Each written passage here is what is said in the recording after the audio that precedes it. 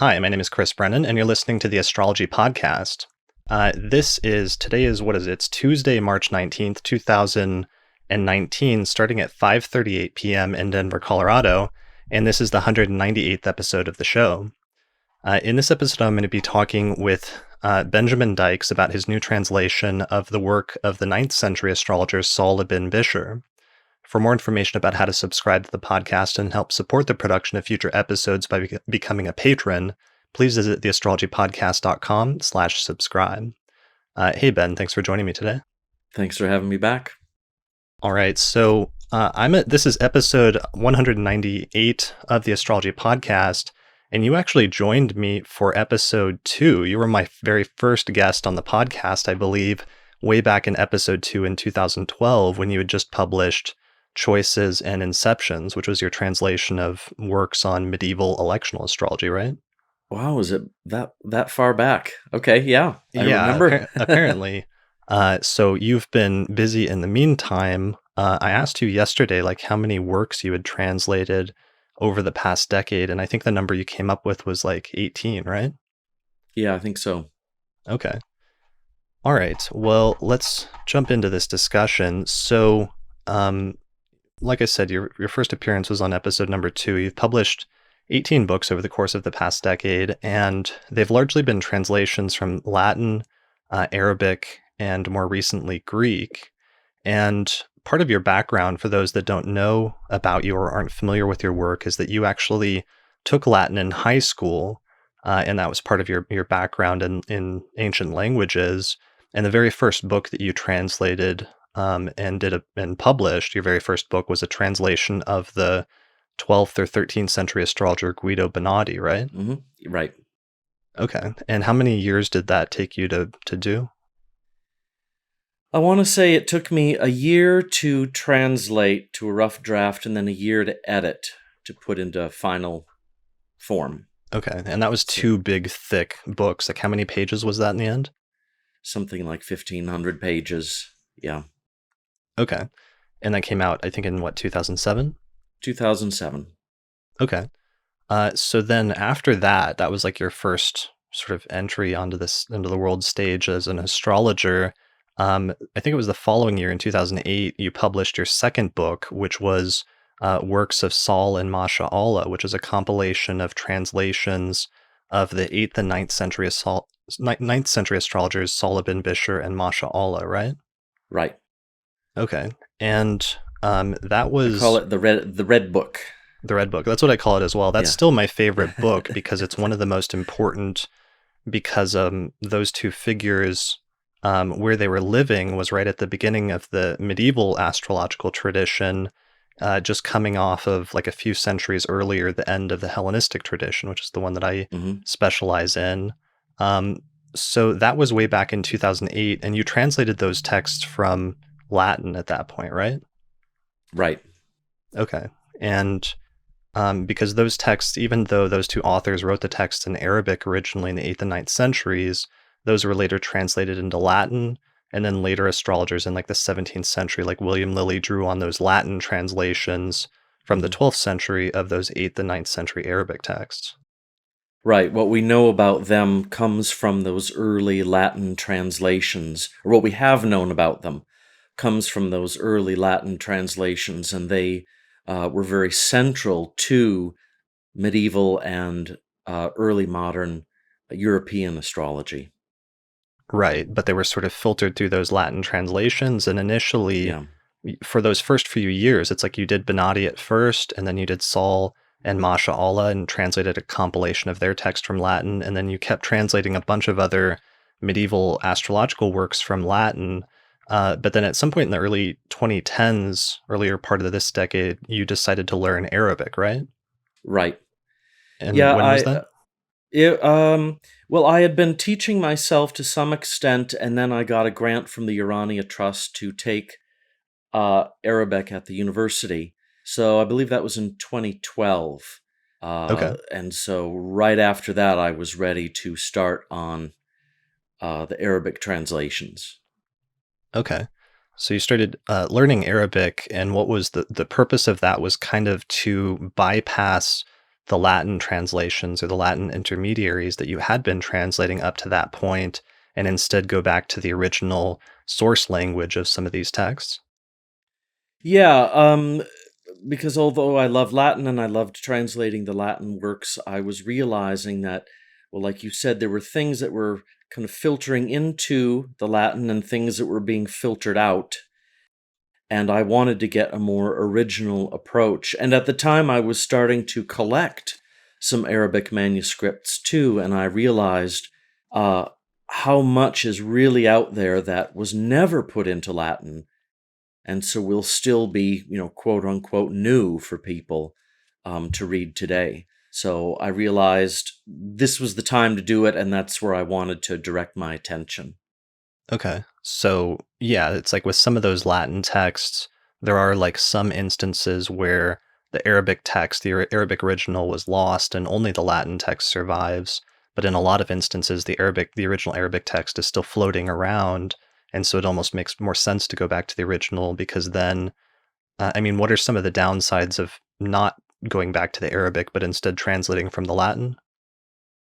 Well, in some cases, you don't always know why exactly the Latin translator is using certain words. One of the things that one of the words that came to be very important is the word cadent. It turns out that that word in Latin, which means falling, to fall down or falling, um, that word cadent was almost exclusively the only word used by the Latins, and it actually translates several terms in Arabic, all of which have different meanings. So the Arabs and the Persians were being very careful about some of their terminology, but it all got sort of painted over, or all of those distinctions kind of got smeared in the Latin translations. So going back to the original vocabulary is starting to open up new paths of research and new interpretations for chart reading.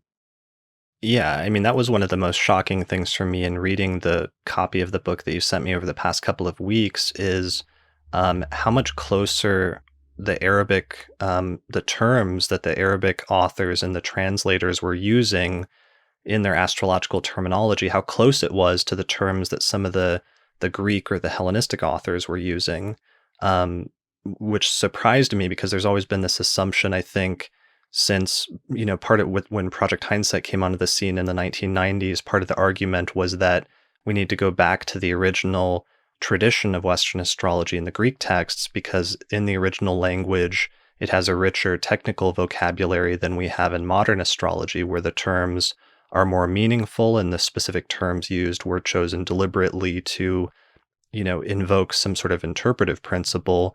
But then there was an argument that this was somehow lost or changed over the centuries in the transmission to Arabic and then Latin and then other European languages. But when I'm reading your translation of the Arabic text, especially of Sahl over the past week, I was shocked to see that in fact early Arabic astrologers in the 8th and 9th centuries were much more deliberate and much more thoughtful about picking specific astrological terms that matched the meaning of the Greek terms much more deliberately than I expected. hmm Yeah, that's one reason why translating the Arabic has been such a pleasant surprise, because we're now seeing subtlety where we didn't know there was subtlety. We're seeing new terminology that shows they were thinking about problems that we didn't know they were thinking about. Um, so it's going to make ultimately it's going to make chart reading a lot richer, and gives us a little window into their minds and how they were thinking. Right. Yeah, I really like that. And so, with that example you were mentioning earlier about the term for a cadent house, what are some of the different terms used in Arabic for that you're talking about that then are collapsed down into just one term in some of the Latin translators? Like, what are some Well, of the Arabic one ones? well, one is the a simple word that just means to fall, and it just means to fall, and that would normally be used for like a cadent sign. So you might say a sign or a planet is falling.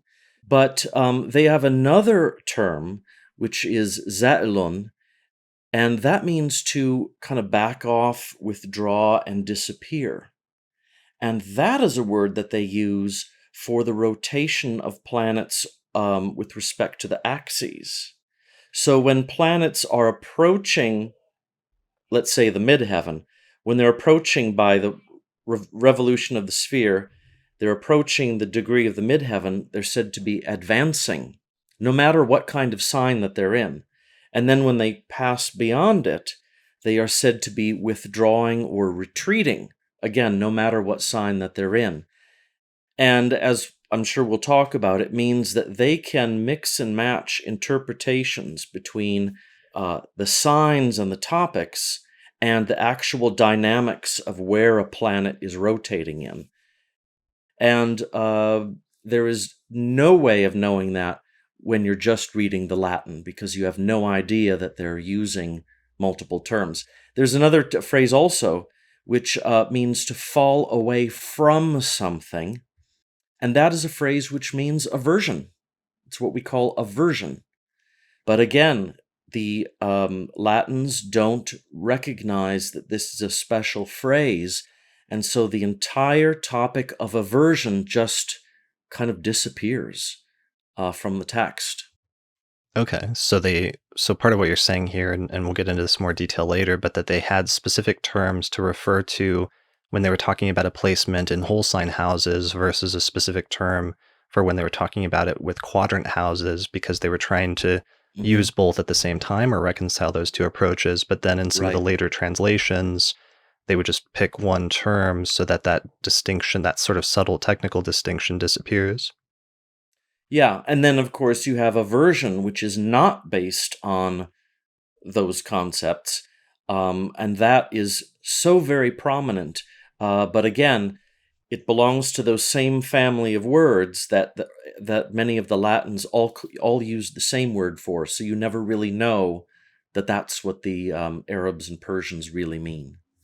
Okay, great. Well, that's a good example. So, this isn't your first translation from Arabic or published translation. I think the first one was Dorotheus, it just came out a couple of years ago, right? Hmm. Okay, so this Yeah, is your second major translation of a ancient or medieval astrological work from Arabic, and this is a huge 800-page book, basically, yeah. right? I There think it you can is. see it here. Can I see the side? Let me see how thick that is. 800 pages. Oh yeah, You don't want to be beaten on the head with this. right. You could do some damage with that thing. Let's talk a little bit about the book. So the book is a compilation of several works from this early ninth century astrologer, Sahl ibn Bishr, all translated Mhm. from Arabic. Right. It's got five of the works that the Latins knew. Um, his introduction, which is basic principles, the 50 aphorisms, and his book on questions, which is on horary. Then it's got an electional work called On Choices, and then it's got a book on timing techniques called On Times. But the majority of the book is taken up by his book on nativities, which there are only two manuscripts of in Arabic, and it was never translated into Latin. So this will be totally new, or almost totally new. Okay, so some of these works are works that people have seen before through the Latin translations that you've done Right. in the past, like in the Red Book, where you had his book on Horary that you translated from Latin on questions, or in Choices and Inceptions, where I think you had some of his electional work translated from Latin as well, right? Yeah. So those are ones that people have already seen, but since you're now going back to the original text and translating it directly from Arabic, there's actually some interesting ways in which the text is notably different. Like I noticed some when he's talking about the significations of the houses in one of the texts, for example, you put in a footnote that the Arabic text in some instances is more concise, or where it's clear now that the Latin translator added in some things. Hmm. Yeah, there's been some adding and subtracting. Sometimes the Latin translation was of help, but in general, I think the entire thing reads a lot more clearly because we're not reading it through the filter of the Latin. Yeah, that makes sense. So it's also important for historical surveys because sometimes traditional astrologers will go back and compare different texts and try to establish when certain concepts originated and who was doing what at certain Mhm. points in time. And it can be problematic if you're using like the Latin translation because some things might have been added or changed, whereas now that you're going back to the Arabic, you can say for sure what was in the original text by Saul. Yeah. Okay. So we've got the Horary text, the electional text, which were seen previously, but these are new and much sharper versions. And then the big centerpiece of this entire volume is the huge work on natal astrology that takes up the majority of it. And this has never been translated before in any language. Right. Okay, so let's see. So this is one of the most comprehensive treatments of natal astrology that exists, of medieval natal astrology, or at least early medieval natal astrology, right? I mean, I was trying to think of what else is as long as this. The only other one is maybe like Abu Mashar's Greater Introduction or something like that. I think probably in terms of natal astrology, maybe Ulrijal's treatise on nativities, which has not been translated yet. It was translated into medieval Spanish, but Ulrijal's might be around as big, but he's often taking material from Saul and some of the same authors. So it's definitely one of the biggest ones out there. And he was Okay, and so he and one of the reasons, pardon? let's say top three, maybe. Top 3. Okay, And one of the reasons it's so big is because he clearly had access to, because of where he lived and when he lived, he had access to all of these big name astrologers, probably knew them in person, and so he was able to put their material into his book. okay. Well, let's talk about that a little bit. Let's talk about his bio, the time frame he was living, because there's a lot of like interesting stuff about that. And the more and more I learn about it, the more I realize this is a really interesting time period in the history of astrology, which I always knew, Mhm. but I didn't realize how much biographical information we had about some of these astrologers, and I didn't realize some of the interconnections between some of them, which are really interesting. So, I'm trying to think of where to set that up. It's like, do we go back to the first, because the first generation essentially of quote unquote medieval astrologers is only like a few decades, maybe a generation before Saul, right? Yeah, I think maybe a good way to start is to remind ourselves of Theophilus of Edessa. So Theophilus of Edessa was born in the late 600s AD. He was born during the first major dynasty or caliphate, the Umayyad dynasty, and he lived long enough to become part of the second major dynasty, the Abbasids. And we know because of his writings that his Greek language astrology was on the way out, and the Arabic language and the Persians were on the way in. So he was an old man when the younger astrologers like Masha'allah and Umar al-Tabari and those people were moving into Baghdad and were becoming the court astrologers. So these famous people, Masha'allah, Naubakht the Persian, Umar al-Tabari, they were court astrologers and major players in politics and astrology during those first few decades of the Abbasids, which was also when they were translating everything into Arabic. And so Saul would have been probably a young child during the time of a very famous caliph, one of these in this dynasty called Harun al-Rashid. And this is the court in which the 1001 Arabian Nights stories was written. So this is the heyday of Baghdad. So he would have grown up. I'm thinking probably not in Baghdad. He was probably over in Persia, in an area of the empire called Khorasan. And but as he got older, he joined the ranks of the elite astrologers and came to be part of the astrological administration of the caliphate. And Right, he because was at the the center of rulers were like politic. actually taking advice from and directly doing important things based on what the astrologers were telling them at the time. Right. And what happened was that you had in Baghdad, you had one administration in the caliphate, uh, ultimately run by one brother. There were two brothers, two royal brothers, and he had his administration and his astrologers. By this time, Masha'allah and Umar al-Tabari were very old. But then over in Persia, you had a rival brother who was claiming to be caliph, and he had his administration. And for all of them, their chief viziers or advisors, chiefs of staff, if you like, their viziers were also astrologers. So they were helping to make political decisions based on astrology.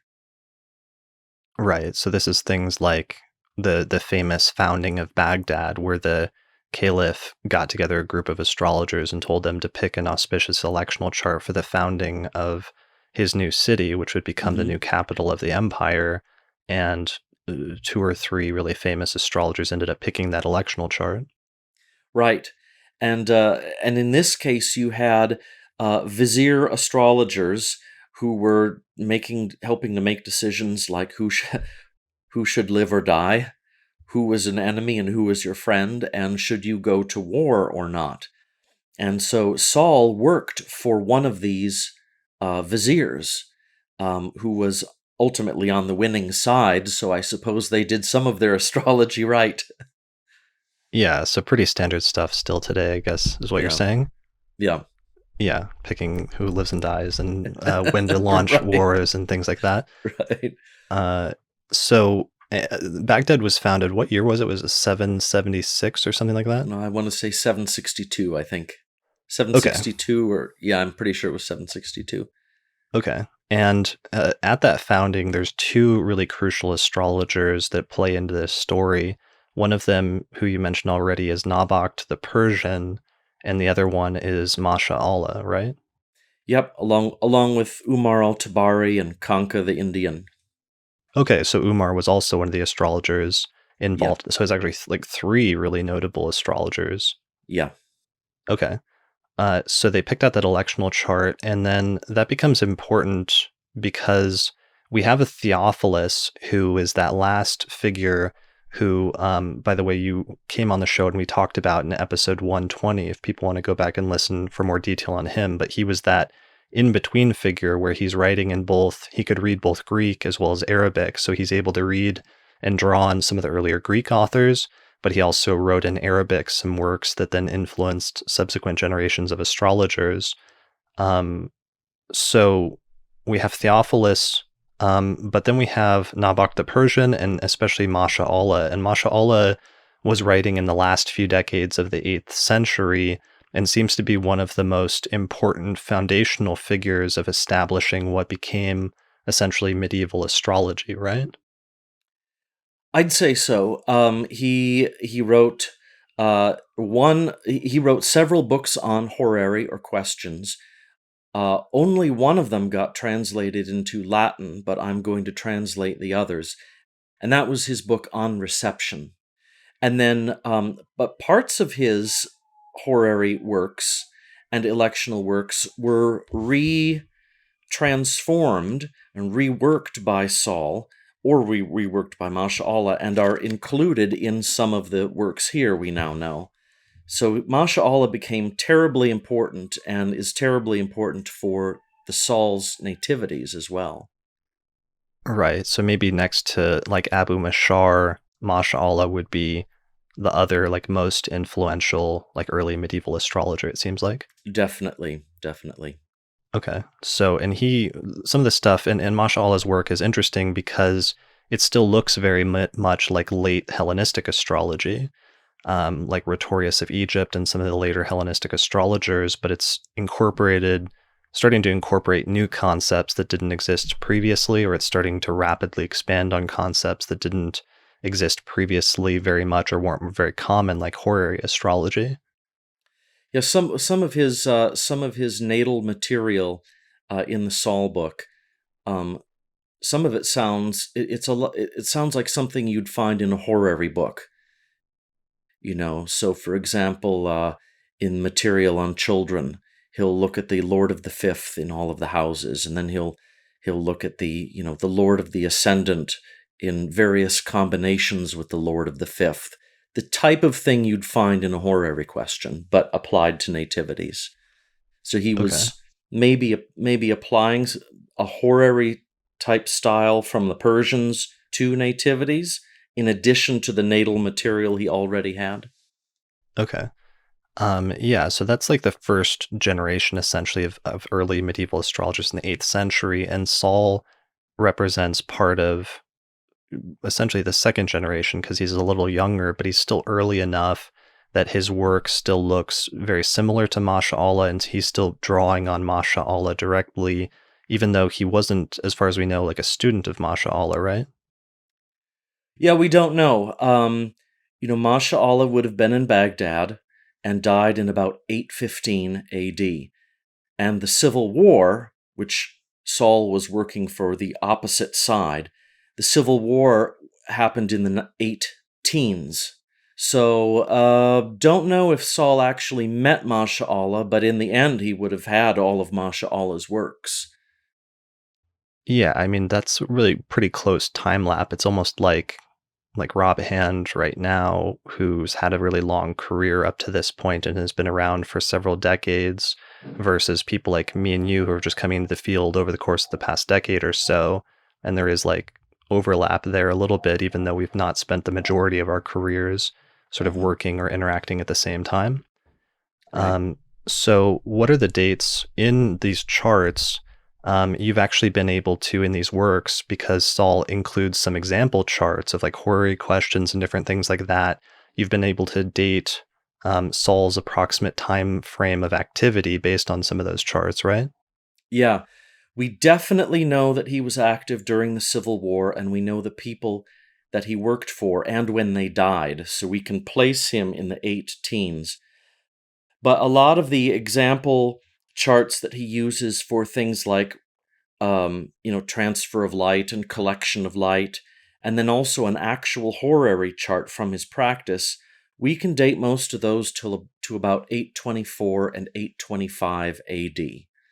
So that sounds like he's now mature enough that he's writing his own book after he's had all these adventures and this important career. Um, it's said that he left the Baghdad area and went back to Khorasan to write some compilations of his works. So he might have lived for many more decades, but until I translate his mundane work with the mundane charts in it, um, and can date those, we're not too sure. But 820s definitely, the teens and 20s is when he was definitely very active in writing. Okay, so flourished circa like 815 through 825. What Yeah. else do we know about him? He's kind of unique in that he's said to have been like a Jewish astrologer who converted to Islam, right? Well, he was a Jewish astrologer. I don't know if he converted at all. I don't know anything about that. Okay. But he's referred to, when he's referred to, he's called Al Israeli, so that means the Israelite or the Jew. So he might not have converted. Okay. Sorry, I maybe just misunderstood something then when I was reading. And that's similar to Masha'allah, who was also a Jewish figure, right? Right. Okay, so that's kind of interesting to me just because we know in the Hellenistic tradition from like the, earlier, from like the first century BCE through the 7th century, we know there were Jewish astrologers who were practicing astrology, but we don't really have like names of specific practitioners whose works survived that were Jewish. So that makes Masha'allah and Saul two of the earliest sort of nameable figures that we know of Hmm. for sure, aside from pseudepigrapha like attributions to Abraham or other texts like that in the Hellenistic tradition. Yeah, sort of maybe legendary figures, but here we know where they were from, we know who they were working for, we have a lot of their works, so that's uh, that's an interesting perspective on. Well, it's an interesting perspective on the astrological administration too, because in the Civil War, the the viziers to the caliph who eventually won, who was from Persia, they were from an old Zoroastrian family. So it could be that in those days, for a few centuries at least, the astrologers were basically Persians and Jews and Zoroastrians. And maybe that reflects a centuries old tradition that goes back to the pre-Islamic Persians. That's an interesting possibility.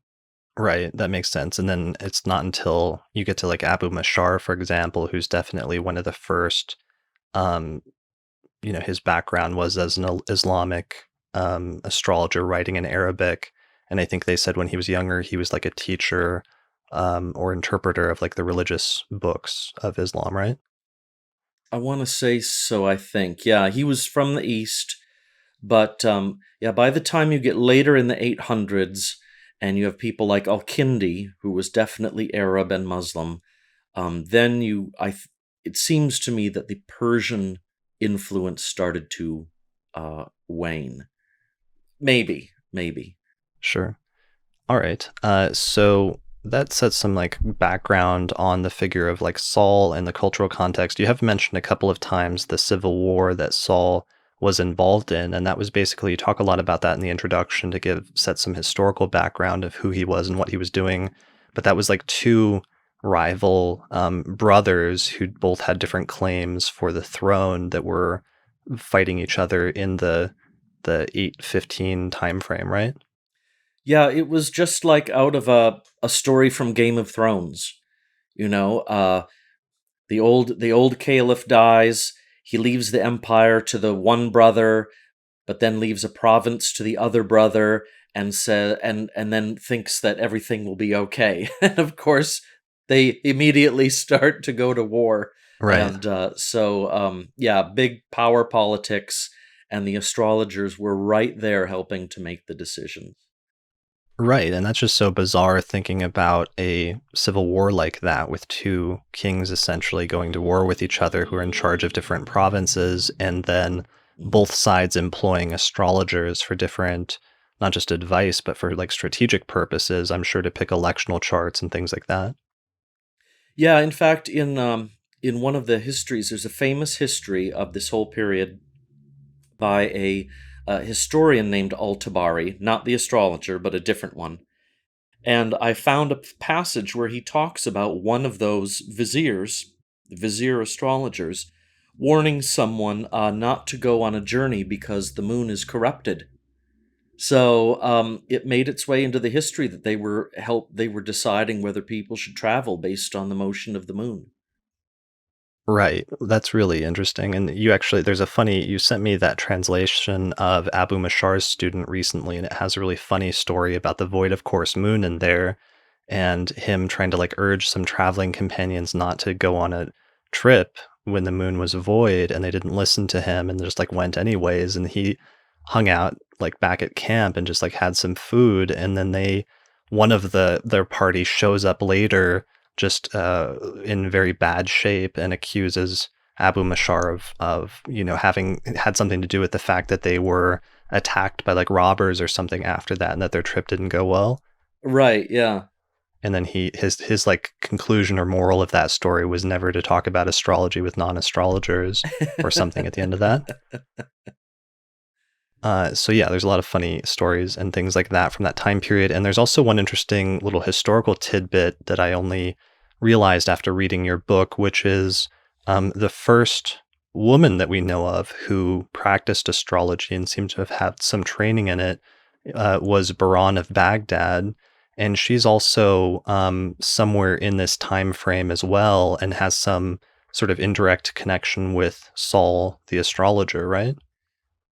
Yeah, I want to say that I think she was the daughter of his employer, one of the viziers. There were two viziers, and I think she was the daughter of one of them, and she might have married the caliph. So, yeah, he definitely would have known her, probably worked.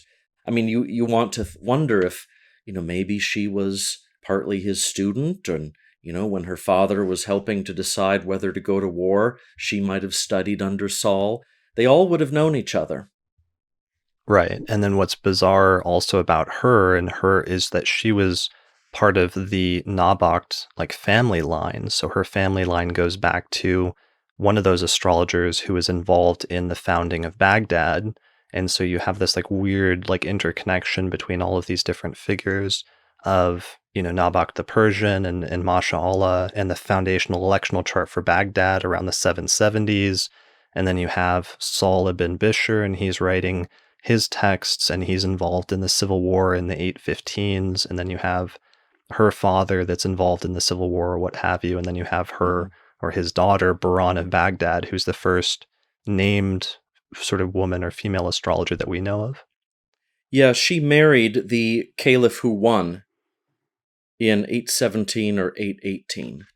So Okay. after the war was over, and around the time that he made his triumphant entry into Baghdad, uh, Buran, who was the daughter of his astrologer, he married her. The caliph married her, and Saul was the employee of that vizier. Okay. So yeah, then our Saul totally probably would have known her Hmm. to some extent. And there's a very famous, like her marriage and the like opulence surrounding this, the celebrations surrounding it were like recorded in history books in like a very famous ways. Makes sense. Yeah. They So came. She came from a very illustrious family. Those two viziers, her father and her uncle, they came from a very illustrious, long family in Khorasan. So they were probably very rich and very right. influential. It was probably partly a political marriage. Okay. Yeah, and there's a famous story that's preserved about her like averting or stopping an assassination attempt on her husband, the caliph or the king essentially, through what seemed like either natal or horary astrology or something like Mhm. that. And it's almost kind of a Hmm. fantastical sort of story in some ways, but it's interesting that it's attached to her and just through the accident of history, we don't know of any other female astrologers prior to that by name, except maybe Hypatia, but we don't know if she actually knew astrology or practiced it. We just sort of infer that she might have. Whereas with Buran, we have this specific story about her using astrology, and she's coming from the background of a family of astrologers that Yeah. goes back at least a few decades. Yeah. All right. So I just wanted to mention that as a funny historical aside because I had been researching Buran more recently a few weeks ago. And then I thought it was really funny seeing her come up in your book and realizing the overlap between those time frames Mhm. and what a small world is. Because that's the other thing we were talking about previously. With some of the earlier, like the Hellenistic astrologers, we know very, very little about their lives and very little about even their circumstances or the time frames that they're practicing astrology in. Whereas by the time we get to the medieval period with some of these astrologers, we start to know a lot more about their lives and like the context in which they were practicing astrology and like who knew who and different things like that. So the history starts becoming a lot more fascinating and a lot more detailed in some ways.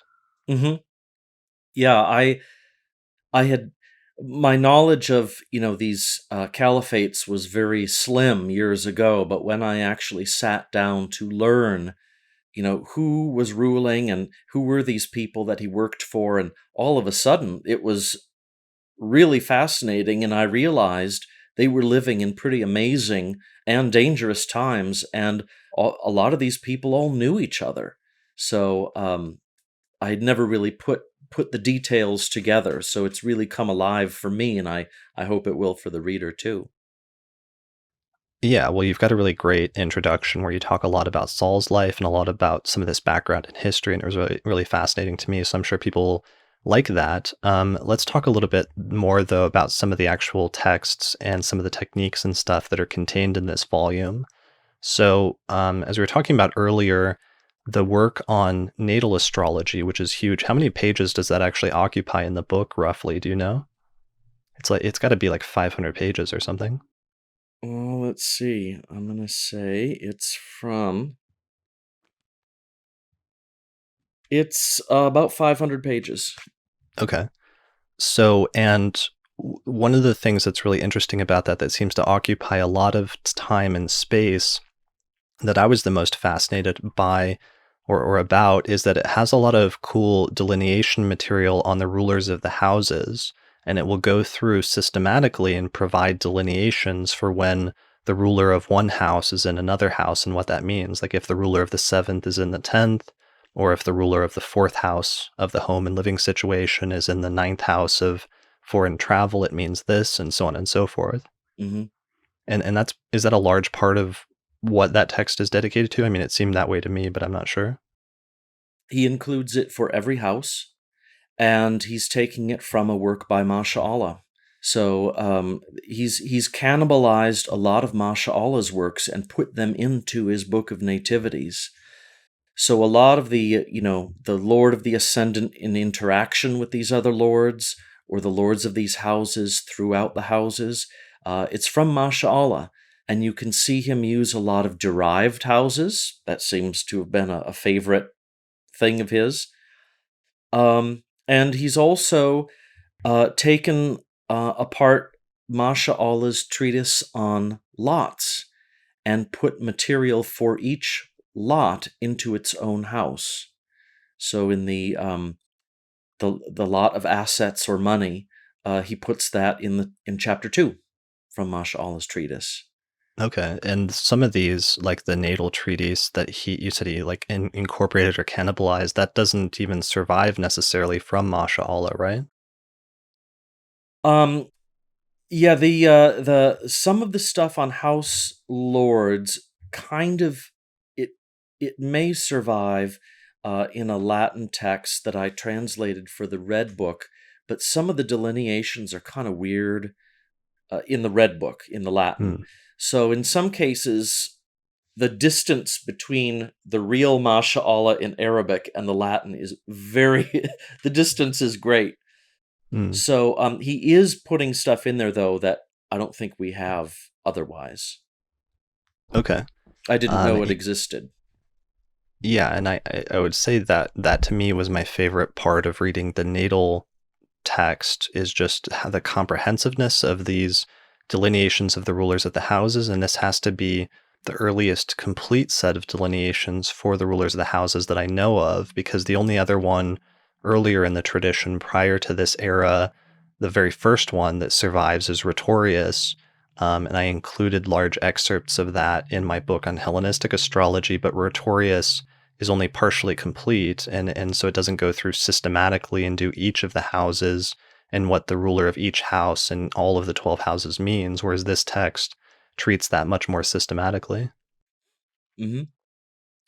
So some of the delineations, like you said, are just what it means for the ruler of one house to be in another, and it'll produce a delineation. But then sometimes, like you were saying, that's also interesting. It produces it from the perspective of derived houses.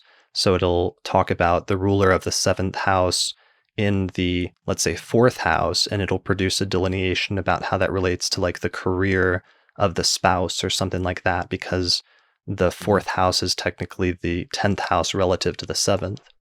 Right. Yeah, another one he always another one that appears several times is when the Lord of the third is in the 10th. When he'll connect the third and the 10th, and he'll say it shows the death of the brothers because the 10th is the 8th from the third.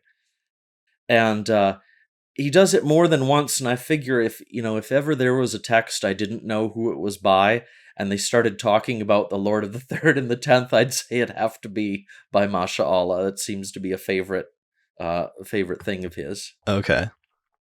Maybe something that he saw that he got attached to as a delineation or something that worked out well in some could charts. could be, but yeah, he's very interested in derived houses, so um, it's nice to see that get fleshed out in detail uh, by a working astrologer. Yeah, so and that's definitely got to be one of the earliest treatments of that because Rhetorius derivative houses, while they existed in the Hellenistic tradition, are hardly mentioned at all, except like in Valens, he has that sort of set of passages of derived house meanings, but you don't see actual delineations in a consistent sense, like you do in this text. Hmm. Hmm. So that's really cool. There's also a lot of delineations of different types of lots for different topics and what it means for the ruler of a lot to be in different houses. Hmm. Yeah, that was really interesting. Yeah, you've got lot delineations, you've got lords of lots, and the lot material is also from Masha'allah, and he nicely groups them into categories like uh, in the angles, or if you've got a lot or its lord in the 11th and the 5th, because those houses are related to one another. So he's got a nice systematic approach to this, including, I think, the only treatment I've ever seen of the lot of spirit Hmm. in the chapter on religion. Right. And he calls it like the lot of the future or something, right? What's it called? Um, uh, Immaterial? the it's a funny word, but I'm calling it now the lot of the invisible. Okay. The verb has to do with things that are not present. Well, the spiritual world is not present to the senses, so that's kind of why they use that word. So yeah, so they call it the lot of the invisible or the lot of the absent. And he's talking about the personal piety and outward behavior of the native, which I find really interesting. Mm. Yeah, I mean, so this then also becomes for people that are interested in the interpretation of the lots or the Arabic parts in natal astrology, especially like a go-to work for understanding how those are applied and how they're actually interpreted in Hmm. detail in chart delineations. Right. Okay, nice. So this you wanted to translate this text, and you've been working on this for several years now, because I know I remember you working on parts of this text, like well, it had to be like 3 or 4 years ago, right? Yeah, it might have been four. Yeah, because Yeah, it's just so it's been a long time. it's so long and so extensive going through all of the houses and all of the different topics in natal astrology. And one of the reasons that you wanted to translate this and make this one of the first texts that you translated from Arabic is because you wanted to use this. It's such a comprehensive text on natal astrology. You wanted to use it as part of a course that you're developing on medieval astrology, right? Right. I'm writing a medieval or traditional natal course, and this will be one of the two textbooks. So it covers all of the natal material and all of the basics of interpreting planets and houses and so on. So this will be one of the two books. Okay.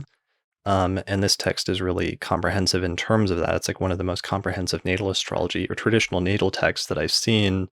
But that's just one of, like we said earlier, 6 or 7 different texts that you've translated in this volume, right? Right. I've it's there's obviously the books on the other branches. There are a couple of appendices. Um, one of them is by Sahl. It's short aphorisms, and then there's another appendix that shows the interaction of uh, the Lord of Descendant with the lords of all the other houses, and then gives detailed interpretations based on who's applying to whom and what house they're applying out of. So there's lots of really interesting stuff here that people have not seen before that will be useful for a student, both more sophisticated, advanced material, and also um, lists of all the different permutations with some quick and easy kinds of statements. Right. I'm trying to pull that up really quickly to see if we can give an example just so people can understand what that means. The appendix that I was. Yeah, because that's really cool and it's a really subtle distinction, like the distinction if the ruler of the ascendant is applying to an aspect as a faster moving planet that's applying to an aspect with, for example, the ruler of the third house, it means this. Whereas if it's reversed, so that it's the ruler of the third house applying to an aspect with the ruler of the ascendant, then it means something slightly different, essentially, right? Right, and then he gives lists of, and I think that I have a feeling this might be from Masha'allah, but there's no author given, but it's at the end of one of the Sahl manuscripts. So, for example, the Lord of the Ascendant and the Lord of the Second. Well, it depends on where the light is coming out of. If the applying planet is in the third sign, he'll get the money because of siblings. If it's coming from the ninth house, the assets will reach him from another country. And then he goes through other kinds of signs, four-footed signs, human signs. There are even little rules that some of them come from Masha'allah for how to tell whether something like the sixth house, whether you're looking at illness and injury or animals and slaves and underlings. So sometimes they'll give little rules for how you can tell the difference between what you're looking at in houses that mean many different things. Okay, how to differentiate specific topics since, houses have a pretty wide range of different topics, and sometimes it can be hard to figure out which topic it is.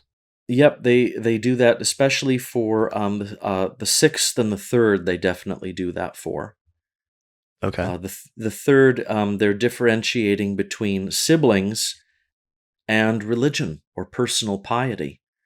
So there's some rules that kind of come along the way. Generally, a benefic in the third or ruling the third will steer the meaning towards the natives' piety and religion. Whereas if it's a malefic planet, it will tend to steer more towards siblings, which maybe gives a little insight into how they viewed sibling relationships. So, Yeah, I'm but actually looking at that delineation right now. mhm, Let me read it really quickly. So it says a section, the Lord of the Ascendant and the Lord of the third house. If the Lord of the Ascendant handed over its management to the Lord of the third, it indicates riding and outings and encountering siblings and what resembles that. And if it accepted the management from the Lord of the third, so then it gives the reverse, which is if the Lord of the third is in an applying aspect to the ruler of the ascendant, and the Lord of the third house is a fortune, it indicates the activity which he hopes for a fee from is from God. So then it gives the religious delineation you were mhm, talking about, and says if it was an infortune, a report will reach him which will distress him, and he'll encounter some of his friends and siblings, and whatever there will be from that will be the light of the planet, whatever the light of the planet indicates. And it just keeps going on and starts differentiating mhm, between what type of aspect it is between the two, whether it's a sextile or trine or square or what have you. right. Yep. Yep. Yeah, so that's really interesting and really cool because it starts getting into some very specific distinctions that aren't really taken into account today, where astrologers are often just group, a sextile is a sextile and a square is a square and trine is a trine. But here they're saying that the planet that's faster moving that applies to the other planet really matters. And there's different, like a square on the left is different from a square on the right, and so on and Mhm, so forth. right. All right. So, in terms of just really sharpening natal delineations and not just being aware that there are distinctions like that abstractly, which sometimes, like we know about in Hellenistic astrology, but here actually putting specific delineations so that you can start to really get to the heart of what the conceptual distinction is and how that works out in practice. Yeah, they're putting all of the pieces together, and there's only one chart example of a worked out horary chart, and it's a very good one. But yeah, in their lists of rules and the like, what you were reading, it really gets you to understand and start to practice with different types of aspects mix with different types of signs and different types of planets. Right. And what I love about the book and what's really helpful is that you start the entire book out with this text known as the introduction. And the introduction by Sahl is basically a list of definitions of basic concepts and basic terminology, which opens up the entire volume in order to explain all of the technical terms that will be used later on throughout the rest of the work. Hmm. Yeah, the first three books, I didn't know this. I didn't know this when I translated from the Latin. But the first three books, the introduction, the 50 aphorisms, and on questions, in most of the manuscripts, it seems those are all bundled together. Like Mm, those three books form a horary course or a horary manual. So the introduction is an introduction to everything and concepts about everything, but it especially acts as an introduction to horary. okay, brilliant. Um, And I'm trying to think. So it's like some of the things that it defines are simple things like what the significations of the houses are and things like that. But it also defines some more complicated or advanced concepts like different types of aspects or different types of aspect relationships that planets can have, like transfer of light or collection of light and things like that. Hmm. All right. Yeah, So go ahead. and one of the things that did not really come out well in the Latin, I felt, but does come out well here, is an interesting concept called non-reception. That he gives five different versions of it, and it's something that is now making me think differently about how reception fits into this scheme of all these concepts. So normally we think of reception as kind of a standalone sort of situation where if one planet, if let's say the moon is in Aries, and Aries is ruled by Mars. Well, if she is aspecting Mars and in his sign, then he receives her. He receives her into his sign. So there's a sense of acceptance and protection there. But Saul goes through a number of examples which he calls non-reception, and this is when a planet is being applied to, for example, from a sign that is its fall. For example, uh, Mars is exalted in Capricorn, so he's in his fall in Cancer. That means that Cancer represents his downfall. It represents something disgusting or terrible, or, he doesn't like things that come from Cancer. So if a planet applies to him out of Cancer, it's like someone who represents your enemy trying to influence you. Well, you would say, no way, I don't want that light. I don't want that influence. Well, it's an interesting idea, but then I started to realize that when he goes through all of his examples, he's also linking it to being peregrine, which is when you're in a sign that you don't rule. And I'm starting to think that there's kind of a hierarchy of ways in which they thought about how a planet belongs to a sign and feels at home in a sign. Um, if you are peregrine, it's like being in a foreign country, because you don't really belong. You have no ownership over this foreign land that you're in. Well, it makes a big difference if you are in contact with your host, or if you are trying to talk to someone who thinks you are, strange and weird, and they don't want to have anything to do with you. That would be an example of non-reception. So there's kind of a psychological, in some cases, kind of a psychological hierarchy that he's building here of attitudes between planets based on whether they are in their falls or in each other's falls, or they're peregrine and they need help, and is there a planet who can help them.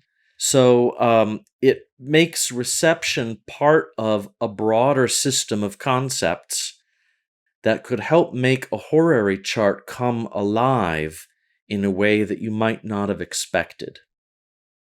Yeah, that was a lot more complicated and a lot more nuanced than I was expecting. Like you have a great little breakdown of some of the different possible scenarios of non-reception at one point in a table, where you give an example of planet B, for example, is alien in planet A's sign. So, for example, if the moon is in Virgo and it's applying to Saturn, that would be an example of non-reception. Right. That's an example of non reception because Saturn does not have any dignity in Virgo. Well, I mean, he has a bound there, but in terms of just sign or exaltation, he doesn't own anything in Virgo. So if the moon is applying to him, that's like someone asking you for help about something that isn't even your business. And most of the time, people would not necessarily, I mean, if you're very nice, you would help out, but we don't go out of our way normally to help people in situations that are not our business.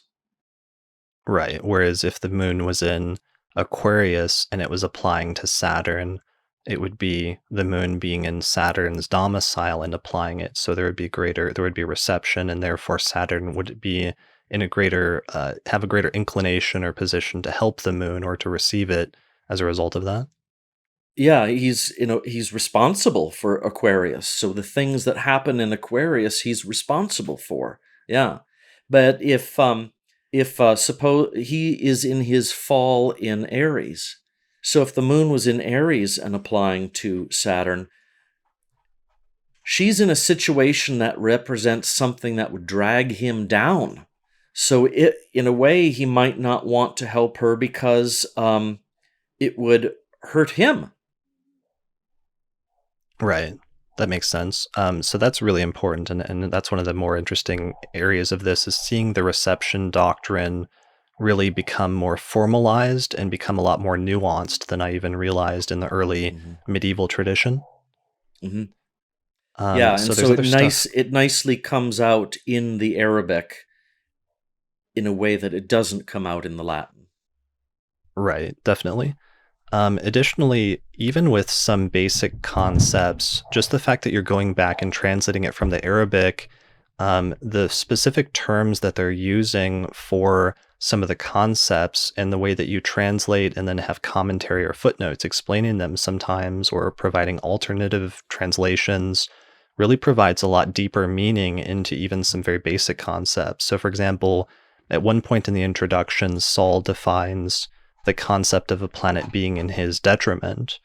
And some of the terms that Mm, you use, that you footnote from the Arabic, are really interesting in the way that they're describing him or them. So he says, the 10th consideration is if a planet were quote unquote inverted, and that is when they are in the contrary of their house. mhm. That is when they are in the seventh from their own house, and that is called quote unquote unhealthiness. So he's Yeah, actually referring to what we've called detriment, I guess, for a few centuries as unhealthiness. right. Yeah, the word is wabal, and yeah, it's one of the standard words for detriment. It means unhealthiness, and I think it comes. There's a related word that means like unhealthy air.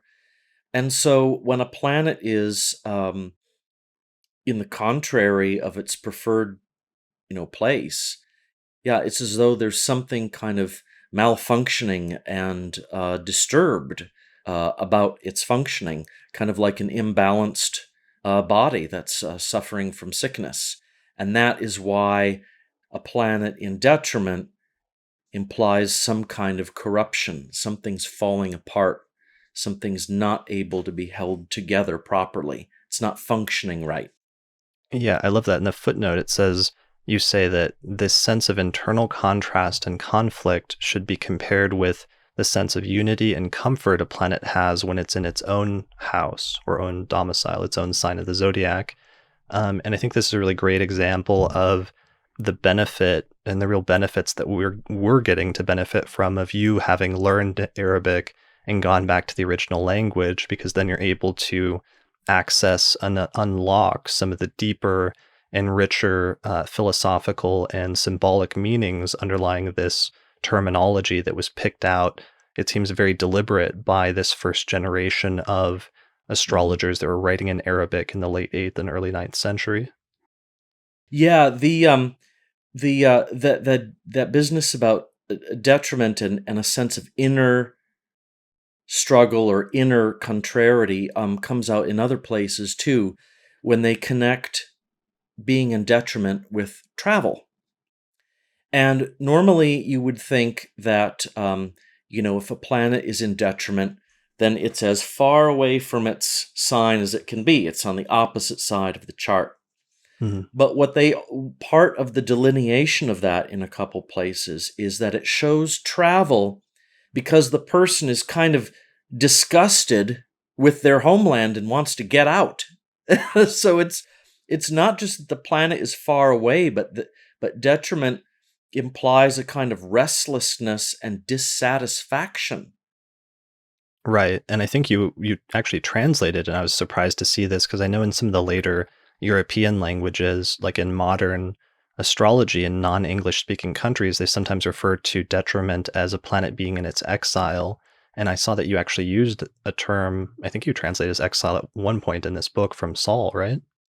Yeah, but in Saul, exile means being peregrine, means Okay, being foreign or alien. got it. Okay. So it was maybe just later that exile became applied to the concept of detriment in some later Could be, traditions. could be. Got it. All right. So yeah, that's really important in the introduction just because Saul's going through and he's defining some of these basic terms and he's in some instances explaining what they mean, but you're then giving in the footnotes often this other much richer or broader layer of interpretation by talking about the meaning of some of those terms. And I Mhm. really appreciated that about this book. I have to credit in part the Arabic language because Arabic allows itself to be kind of unpacked and unfolded in that way. But yeah, I felt it was really important, and I felt it was important, and that they were doing it intentionally. That they were picking their words intentionally in a lot of cases.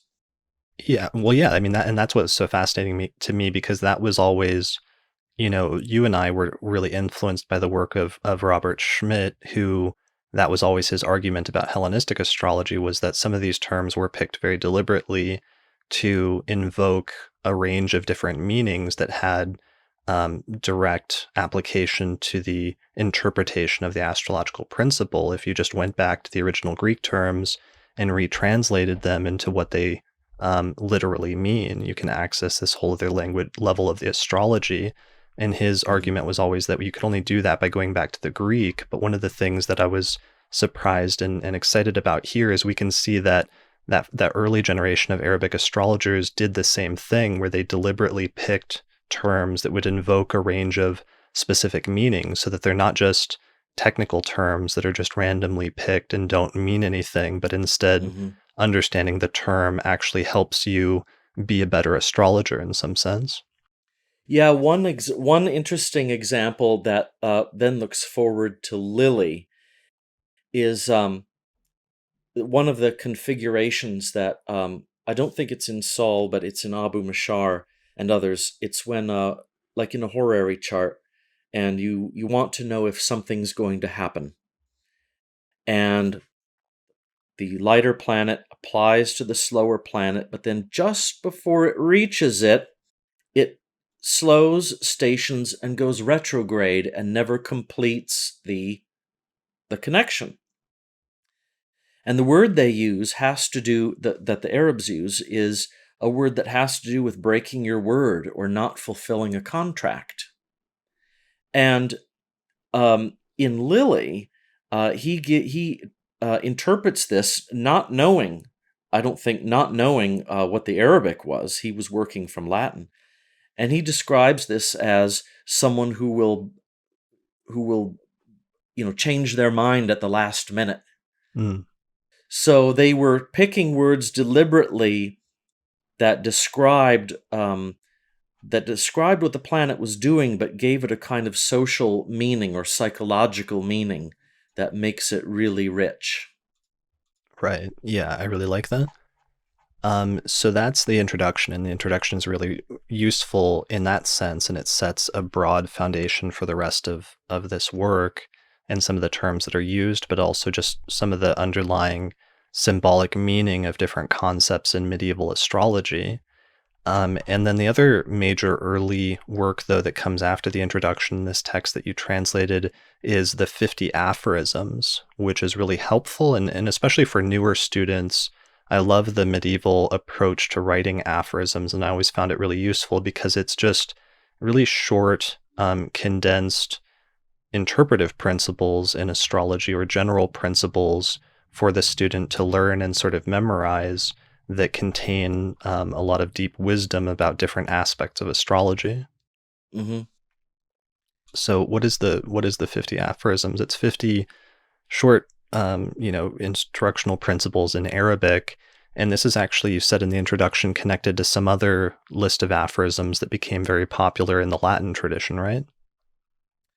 No, that's the 66 sections that's in one of the appendices. Those are also little aphorisms. Mm, Those came to be incorporated into a bigger list called the Propositions of Al-Mansur. okay. The 50 aphorisms, some of them I think come from Masha'allah, some can be traced to Theophilus.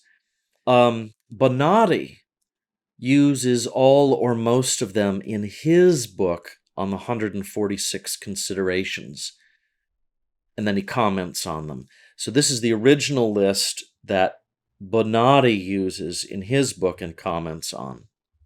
Okay. Got it. So it's short aphorisms about, here are a lot of it is keywords.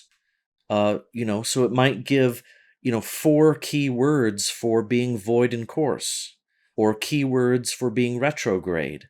And these can be really handy because, again, they seem to be deliberately picking their words. It's not really casual. So yeah, the 50 aphorisms is very interesting and handy. Yeah, it's got a lot of useful stuff. I mean, there's some that are just interesting basic interpretive principles. Like here's a paragraph, like the second, or no, it's actually the very first aphorism is about the moon. Do you mind if I read it really quick? Sure. So it's just a good example of like a general one. It says, the first aphorism, know that the indicator, that is the moon, is the nearest of the planets of the celestial circle to the earth, and it is the most similar of the planets to the affairs of the world. Do you not see that man appears small and then grows big, and then is made complete? Likewise, the moon. So take her as the indicator for every affair, and her health is the health of everything, and her corruption the corruption of everything. And she hands her management over to the first one she encounters and is connected to, because it accepts what she has handed over to it. And she is the bearer for these planets, and the conciliator between two of them, and the transferer from one of them to another. So it's just a short sort of paragraph, but it's just containing sort of condensed basic principles there. Mm-hmm.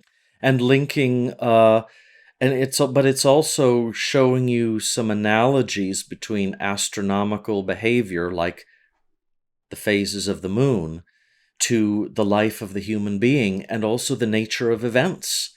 That events themselves have beginnings, they mature, they peak, and then they fall apart, like the moon then comes to waning. Right. And then here's the sixth aphorism, the void of course moon one that you mentioned. It says, if the moon was empty in course, not connecting with any of the planets, it indicates emptiness, idleness, and returning from that situation with scanty results, and the corruption of all of one's purposes. And that's it. So it's a nice little concise thing about trying to teach you what the basic meaning or principle is underlying that specific concept of the void of Mm-hmm. course moon. Mm-hmm. And then there's a whole like can of worms with that as well, because we were talking about a lot recently, like what is the interpretation of the void of course moon that they're using, since Mm-hmm. we know in modern times there's recently been this debate about, for example, how Lilly's defining void of course moon and whether he's using the modern definition or if he's using another interpretation, which is just that it's not applying to within orb any other planets within orb without regardless of the sign boundary, and there's some Mm-hmm. weirdness surrounding that in this text. Yeah, there's I like the 10th one on retrogradation. And the 15th one has some, when a lot of people are interested in planets that are in the last degree of a sign, and he has Oh a yeah. very vivid example of this, but in retrogradation. A retrograding planet indicates disobedience, collapse, repetition, and disagreement.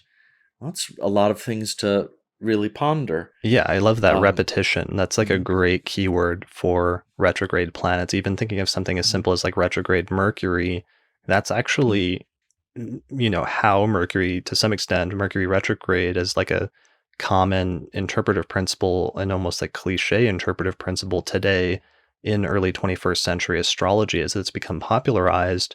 Like the idea of having to do things over again during Mercury retrograde is actually a common concept. And it's really funny to see him using that keyword here when he's talking about mhm, retrograde planets in the early ninth century, mhm. and saying repetition is one of the keywords. One of the things that I found interesting about the Masha'allah excerpts, Masha'allah is very interested in retrogradation too. Mm. He talks about it a lot. And he links retrogradation with spirituality, because in the old astronomy, a planet that is moving direct is moving downwards towards the earth, kind of like the soul coming down into the body. And so he says a retrograde planet, because the retrograde planet is sort of circling back up, it shows that maybe that either the soul, if you're looking at like an infant, or your activity is sort of not as focused on day-to-day affairs, but might be focused on uh, spiritual affairs. Mm. And I'd never heard that before, but it's another way of using the astronomy to illustrate something about interpretation. And it might, for some people, put a whole new perspective on a retrograde planet that they have. Yeah, definitely. That's really interesting. I'd never heard of that before.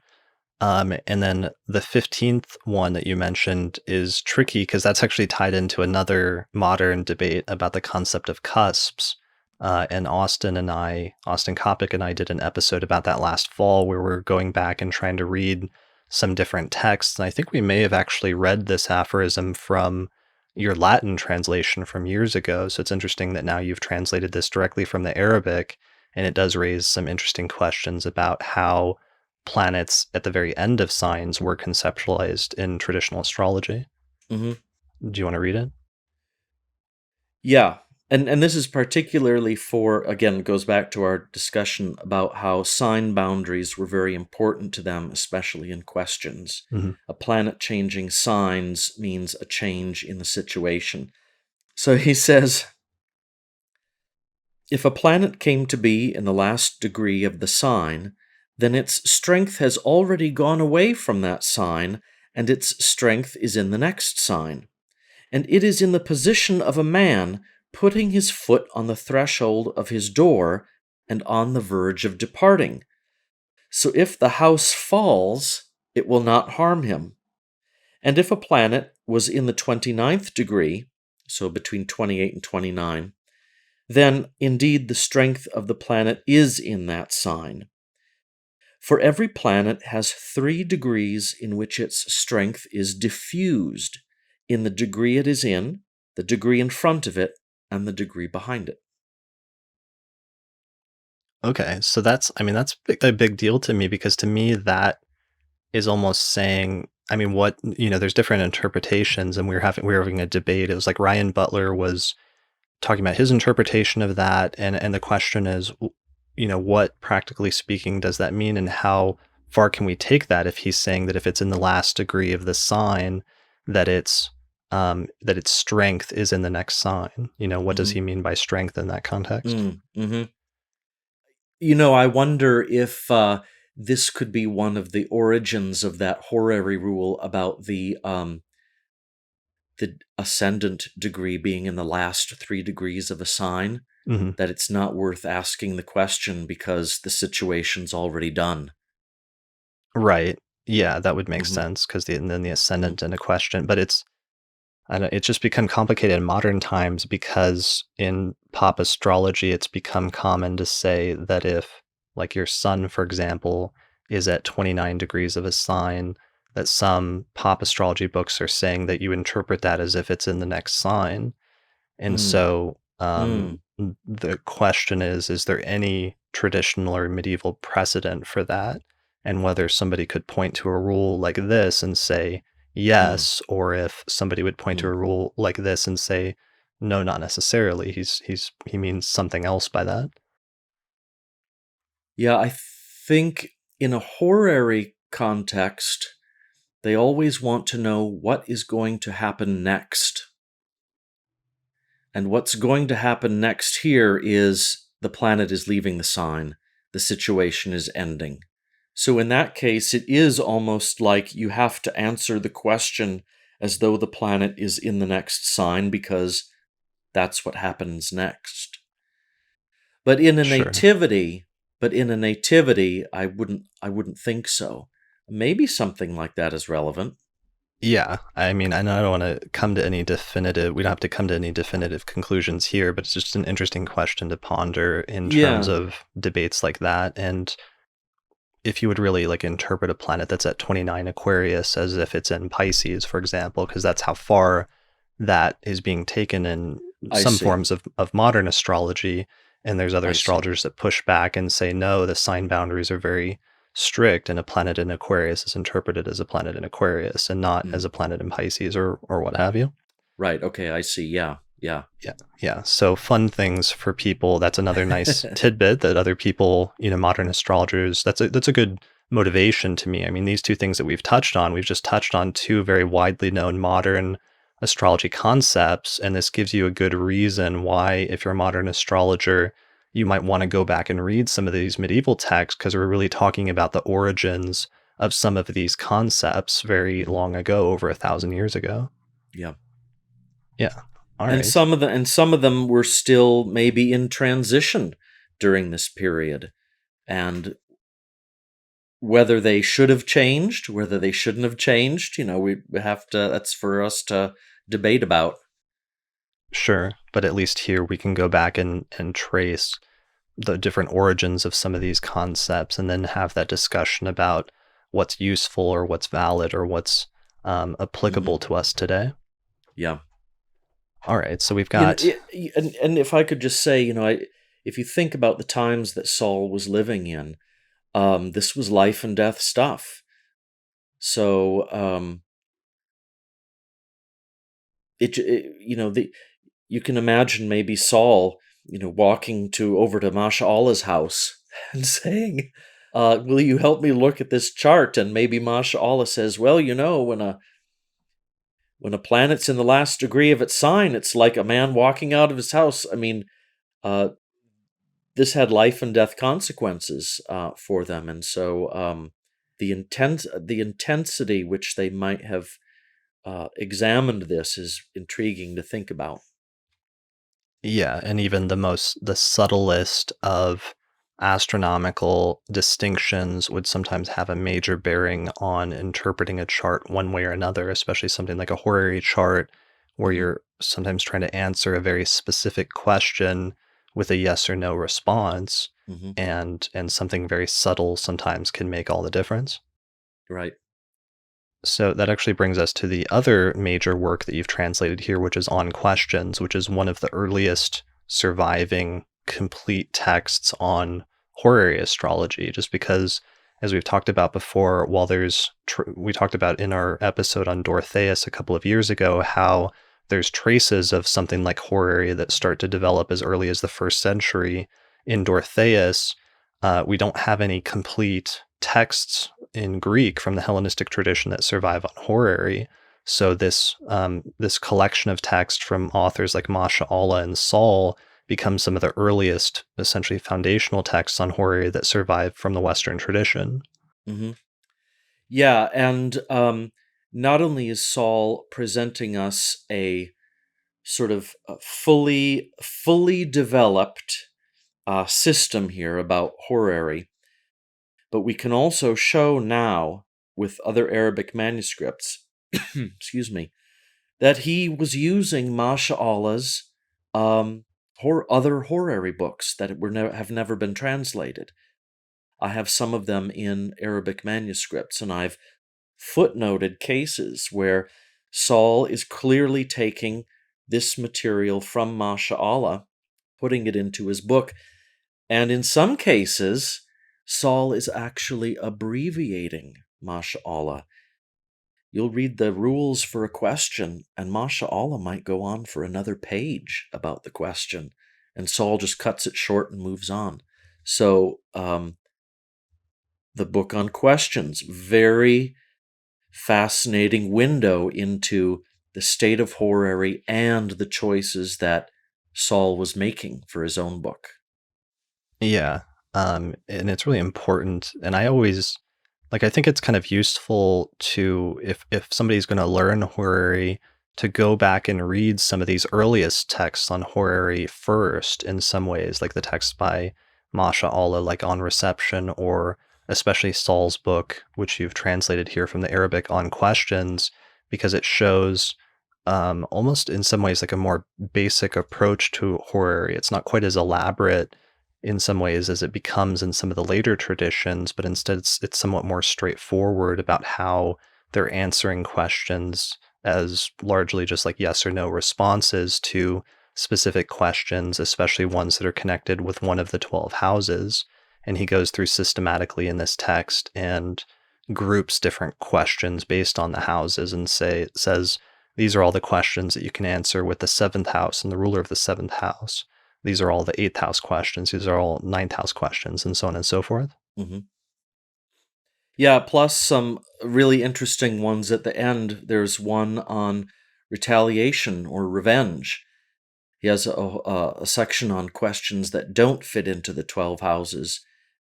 And I think this is one of them, but it's the chapter on whether or not you will get revenge on somebody.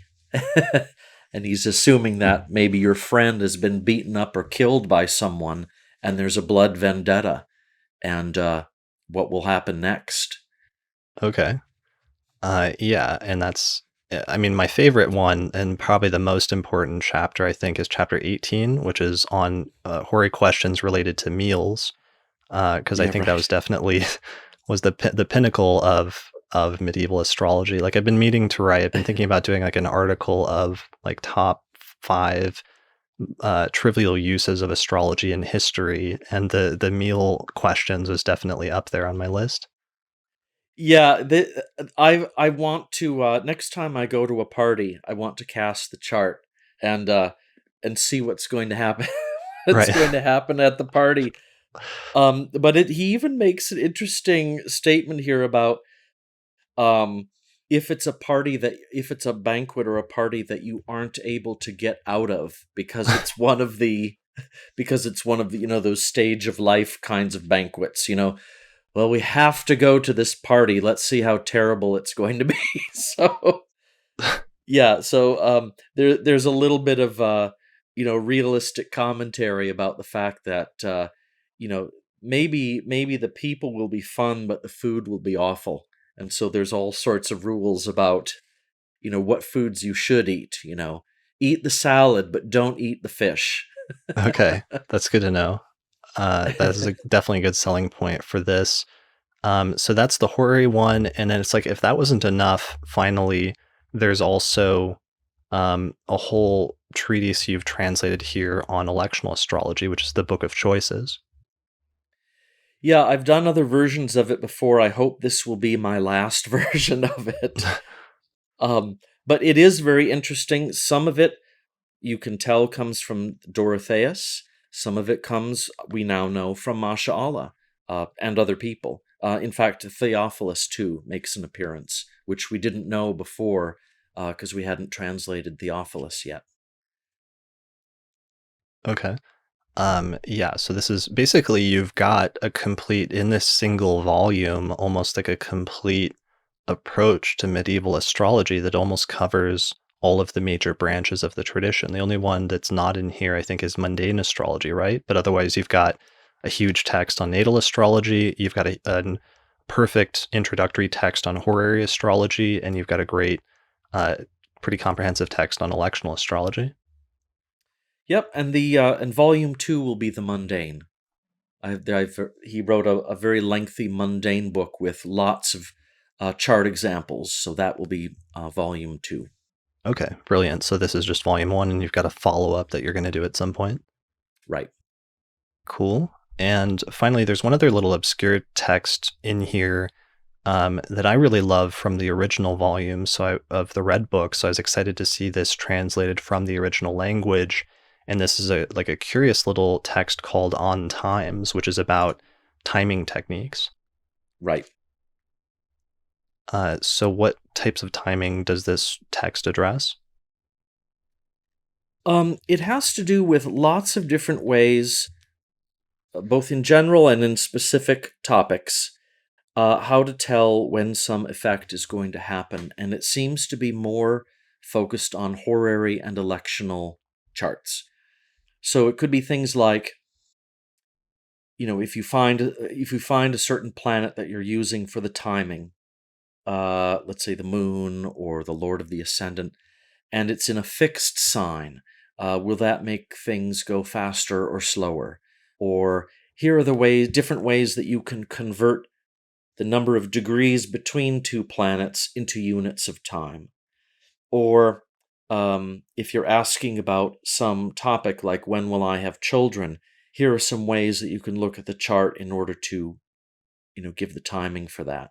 So there's a lot of different approaches for timing techniques. Again, mainly in horary, but there's a lengthy one at the end on politics. It's on the length of rulership when someone takes the throne. Okay.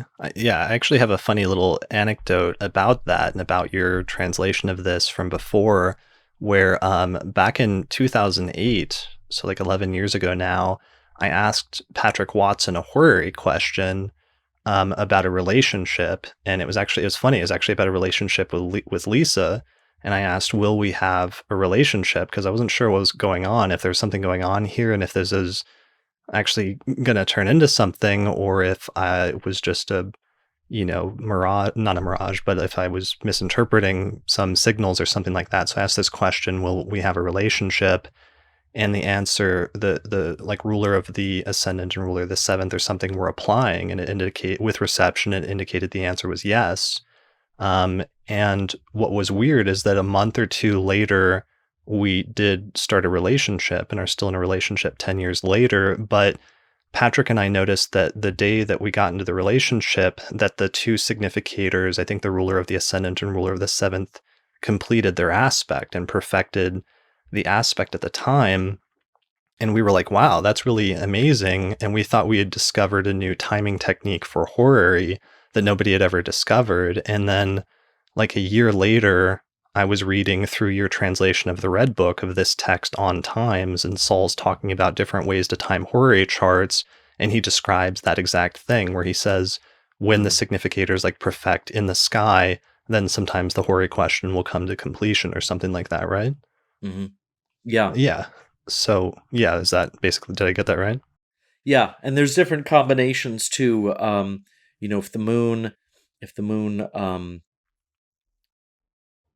you know, uh, goes around the zodiac, and when it comes to the ascendant of the question, that can also be a time. Or if there's, if the degrees between two planets are converted into days or months or whatever time frame is reasonable, and there's also a transit of the moon at that very, corresponding to that time. So yeah, he gives a lot of versions of that. Yeah, I just really loved that because it's an example of, I was somehow oblivious to that. And then later somebody told me that that's already like a timing technique that Lily talks about. Mhm. So apparently I just didn't get the memo, or I wasn't, that shows my lack of familiarity with some of the later traditions of horary, at least at that point in my career. Mhm. But I thought it was a great example where sometimes in modern astrology, we can still discover things, or you can occasionally discover a principle on your own just through working with charts and learning things. But sometimes it really pays to go back and read these older texts first, because sometimes these astrologers from centuries ago have already done the groundwork and have already found a lot of really interesting and practical and useful things that you could start off with, instead of making it Mhm. harder for yourself and like having to like rediscover everything from scratch Mm. as Yeah. a sort of like empirical approach to astrology. Yeah. Yeah, something And like and that. it's I think it's nice to get it from someone like Saul that you know is a practicing astrologer and not just a compiler of, pre-existing books. He wasn't just a compiler, he was someone who actually had to do the astrology himself, and that might be why he wrote the book of this on times the way that he did. Right. Yeah, that makes a lot of sense to me in terms of, he's casting dozens or hundreds of Horary charts and seeing different things work out in practice and in action, and then trying to pass that on to his students or to subsequent generations of astrologers as part of Hmm. his collective wisdom that he's accumulated in his career. Hmm. And now that's come down to us centuries later through just these handwritten manuscripts, in Arabic that you've now translated into English. Yeah, it makes me wonder if other Persians were doing the same thing, because I don't think in the Hellenistic material we have an equivalent to on times. It's almost like this is something that only someone in his kind of situation might have produced, or yeah, I mean, I can't think of any other similar kind of work. Yeah, I can't either. It's a really curious book, and it always was kind of a mysterious one in the Red Book, and I think that's why I originally overlooked it and only realized later that it had that technique already embedded in it, but it was kind of Hmm. interesting finding it at that point. Hmm. All right, so those are all of the major sort of things that are in this volume, which is just a ton of stuff. It's a big, thick 800-page book. There was a few other things. You've got a great introduction at the beginning where you talk about some of the major things that this helps us to understand better. One of them that I know we wanted to talk about briefly before we wrap up this episode is that in these works of Saul, we can see that he's aware of and he's using both whole sign houses as well as quadrant houses. And in the language that he's using, you actually were able to see that he's trying to introduce some sort of conceptual distinctions between what one approach means versus the other. Hmm. Yeah, we can really see, if we look across the the works of the people writing from the late 700s into the mid 800s, including in Saul's book, we can see that they were wrestling with this problem of whole signs versus divisions, quadrant divisions. The trend over time was to just use quadrant houses and leave it at that. But we also see that there are attempts to solve this issue, or when they give delineations, they will be very specific about, if it's an angular sign, but it is moving away from the cusp, what I called withdrawing or retreating, that's a different meaning than if it is in an angular sign, but it's moving towards it. And um, it's a big topic. We can't really go into it in too much detail here, but they were introducing vocabulary that shows they were absolutely aware of the problem. They knew it was an issue. Many of them wanted to solve the issue and would give specific interpretations that showed they knew the difference, and were Yeah, that trying to, in practice, give specific interpretations. right. And that's really important because in Rhetorius, by the late Hellenistic tradition, by like the 5th or 6th or 7th century, in the Greek tradition, at basically the end of the Roman Empire, where the Roman Empire is in free fall, we see Rhetorius using and alternating back and forth between whole sign houses and quadrant houses, but it's not really clear like what sort of conceptual distinction he's using, and how he's holding those two at the same time, even though it's clear that he's trying to. And we sort of see Hmm. something similar with Firmicus. So it's interesting to see these early astrologers of the early medieval tradition doing something similar, but also at the same time trying to be more explicit in expanding on some sort of explanation of what the conceptual distinction might be. Yeah, and this is going to be a big topic in my course where I'm going to develop my theory of how this is solved. But they did a couple of things. One thing was they called whole signs houses by whole signs. They called those houses by counting, and they called quadrant divisions. They called those houses by division or houses by calculation. And you can see them explicitly use those phrases. Masha'allah uses it. Abu Mashar uses it. They know the difference, and they're giving different words to them so that you're not confused. Another thing they do is, like I said, they have different vocabulary for moving towards an axial degree and moving away from it. So they're trying to formalize this difference and explain what the difference is. And, probably they were all doing it a little bit differently. I think it can be reconciled, but it's exciting to see that these high-level astrologers were not being haphazard. They were Right. making choices. We might not agree with every choice, or not everyone is going to agree with every choice, but they were making deliberate choices because they knew this was an issue and wanted to explain it. Yeah, and one of the ways that this is interesting is that because they were sometimes using different terms when they were referring to whole sign houses versus quadrant houses, this is where we come back to the translation issue with the later Latin translators, where how we were talking about at the beginning, sometimes they would just, instead of using distinct terms for the houses, sometimes they would sometimes just use the same term, like you were talking about a cadent house, for example, for them always using the same term for a cadent house, and how we could then see that this might be part of the reason why the whole discussion got collapsed down into just using quadrant houses, because when Mhm. you just start using one term and you get rid of some of those nuances between different terms that they might have been implicitly using to refer to each approach, that's why it might have gone in one direction rather than another in the later tradition. Mhm. We also see in Abu Mashar, in the next my next book, which will be the other required book for the course, his book on predictive techniques. Uh, in one of the books, he explicitly addresses the fact that quadrant houses and whole sign houses do not always match. And how do you handle it when you do prediction? And he explicitly talks about intercepted signs and when you have two cusps on the same sign. What do you do? Especially, he says, when you have something like profections, which is a sign by sign technique.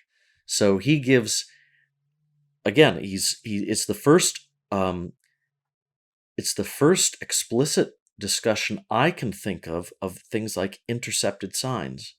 And but we'll have to wait and see what his answer is. Okay, we'll save that for next time. So that's actually that work is something you're almost finished translating, and that's going to be your next published book sometime here in the next few months, right? Right, it's about 2 weeks away from publishing, and one thing that comes out both in Abu Mashar and also in the Sahl that I wanted to mention, uh, which I we wouldn't have known unless we were looking at the Arabic, is that when we talk nowadays about Time Lords, you and I and many other people, we talk about a planet being activated or something being activated. And I don't know who started using that word. Someone in the last 20 years or so started doing that when we were talking about Time Lords.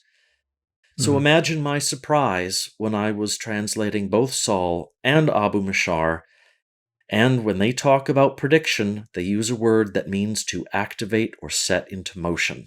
Wow. So we can see that they were thinking along exactly the same lines, and that will also come out in the translations. Okay, brilliant. That's really exciting. So yeah, you'll have to join me again when you publish that book here sometime in the next few months. Yeah, be my pleasure. Cool. All right. Were there any major points? Like I'm trying to look through our outline to see if there's anything we meant to mention or touch on. Like there's a whole actually fascinating like historical point here about the interrelationship between the text of Rhetorius, like the last major Hellenistic astrologer that was written in Greek, and how that was transmitted and translated probably into Persian, and then how Sahl is drawing heavily on that Persian translation of Rhetorius, so that we just have huge chunks of Rhetorius that are all over Sahl's Hmm. work, which was really fascinating for me to see in this volume. Hmm. But I guess that's a whole topic in and of itself in some ways. Yeah, it has to do with the fact that he's got much of part three of Al-Andarzagar's book on nativities in this book. And Al-Andarzagar is composed largely of Dorotheus and Rhetorius, and in a very intricate organization of material. So I don't know, maybe that would be better to I mean, save for later. I'm not sure. it's up to you how you feel. Do you want to go into it really quickly? Because I was never like because you published a previous translation of that originally the modern editor David Pingree attributed to Masha'allah, which is the book of Aristotle, and you translated that from Latin a few years ago. And Mhm. initially, you accepted Pingree's assumption that that was actually a lost work of Masha'allah, but you've since revised that, and that's a major thing that you talk about in this introduction that was really crucial. Yeah, the in Persian Nativities 3, the second of my natal volumes, I translated a book from Latin called the Book of Aristotle. Of course, it isn't really by Aristotle, but Pingree had argued that it was probably written by Masha'allah, and he believed that Theophilus of Edessa had a copy of Rhetorius and personally handed that book to Masha'allah, and then Masha'allah used that to write whatever the original of the book of Aristotle was. And that Right. So the Arabic, Pingree could pardon? see that there was like huge chunks of Rhetorius that were in some of Masha'Allah's works, and he assumed that because he was a contemporary with Theophilus and that Theophilus read Greek, that Theophilus must have had Rhetorius, and then he must have handed Right. it to Masha'Allah, who then incorporated some of that into his Arabic writings. But Yeah, you, he took essentially a lot what you might have thought of the long-term transmission and condensed it down into a one-to-one handing off of a book between two people, right. which, they would have been in the same city and so on, but he never had any direct evidence for any of it. But I went along because I figured, well, he knows. But Yeah, I've been, and to be honest, like I always tend to accept a lot of Pingree's hypotheses. So over the past few years, when I've heard you say that you didn't believe Pingree anymore, that transmission had took place, I was initially skeptical of your Mhm. rejection of his scenario because it just seemed like a perfectly reasonable scenario since we know that Theophilus and Masha'Allah were contemporaries, and we know that there's techniques that Masha'Allah uses that just look like they're straight out of Rhetorius. So I just assumed Pingree was correct. But then I read your introduction, and the argument you make here about the actual true transmission is actually really compelling. And it was actually so compelling that I've completely changed my mind and accepted your argument at this point because it's really well made when you compare it with the text that's in Sahl that we see here. Yeah, the argument is simply this: that Masha'Allah has nothing to do with the Book of Aristotle.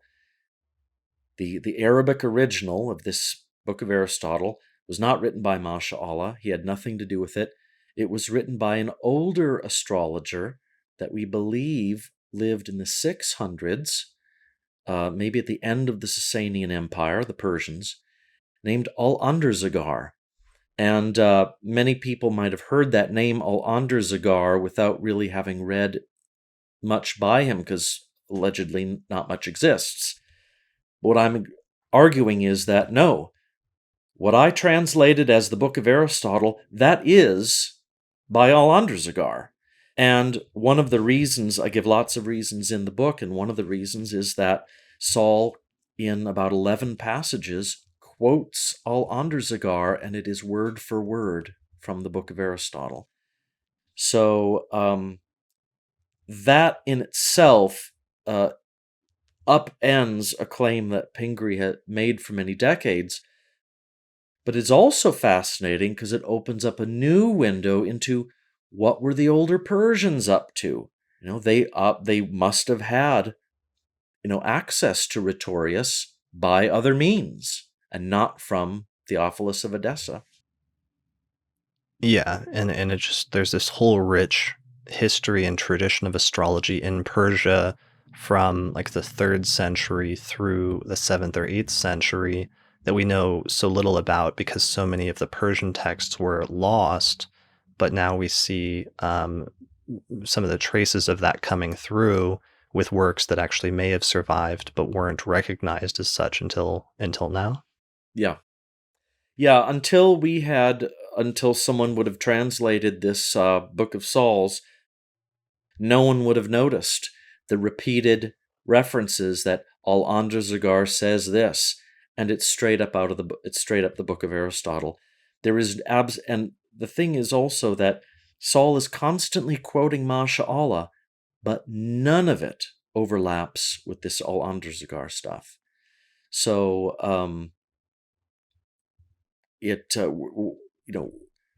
one theory I think is now disproven, but it now opens up some intriguing possibilities because of Al-Andrazagar and makes Al-Andrazagar a lot more important and intriguing a person.